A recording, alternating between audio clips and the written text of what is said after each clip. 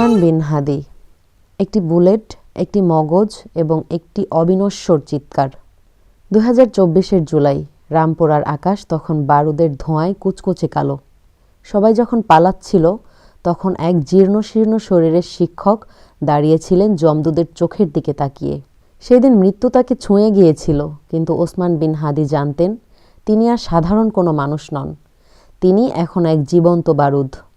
বিপ্লবের পর যখন সবাই চেয়ার গোছাতে ব্যস্ত, ওসমান তখন রাজপথে ইনকিলাব মঞ্চ পেতে বসেছেন। তিনি জানতেন আসলে শেকলটা হাতে নয়, মগজে।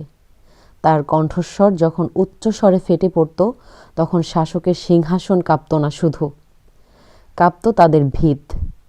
তার কাছে মুক্তি মানে ছিল দিল্লির দাপটমুক্ত এক স্বাধীন মানচিত্র। তার প্রতিটি শব্দ ছিল আধিপত্যবাদের মুখে এক একটি সজোরে চর। 12ই ডিসেম্বর, দুপুর রোদে পল্টনের পিচ যখন তপ্ত, তখন হঠাৎ একটা তীব্র শব্দ। সময় যেন কয়েক সেকেন্ড থমকে গেল।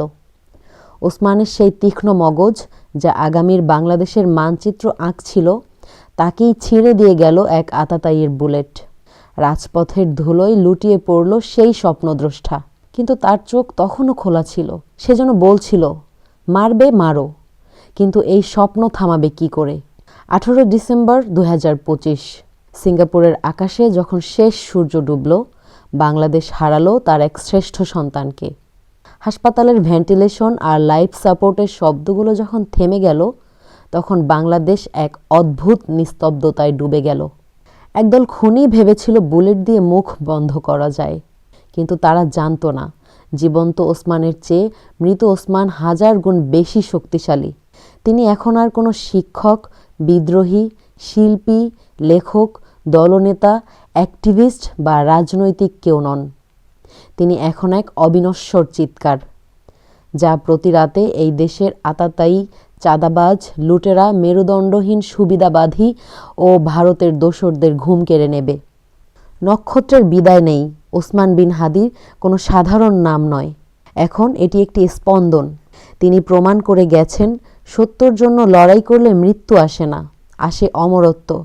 বাংলার প্রতিটি সার্বভৌম নিঃশ্বাসে ওসমান হাদি বেঁচে থাকবেন এক জ্বলন্ত মশাল হয়ে। তিনি শিখিয়ে গেছেন, শরীরের মৃত্যু হলেও স্বপ্নের মৃত্যু নেই। পল্টনের রক্তাক্ত মাটি আজ সাক্ষ্য দিচ্ছে, ওসমান নেই ঠিকই, কিন্তু তার ছড়িয়ে দেওয়া আগুনের স্ফুলিঙ্গ এখন লক্ষ তরুণের বুকে ইনকিলাব হয়ে জ্বলছে। তিনি সেই নক্ষত্র, যা অস্ত যাওয়ার আগে অন্ধকার আকাশকে ভোরের আলোয় রাঙিয়ে দিয়ে গেছে।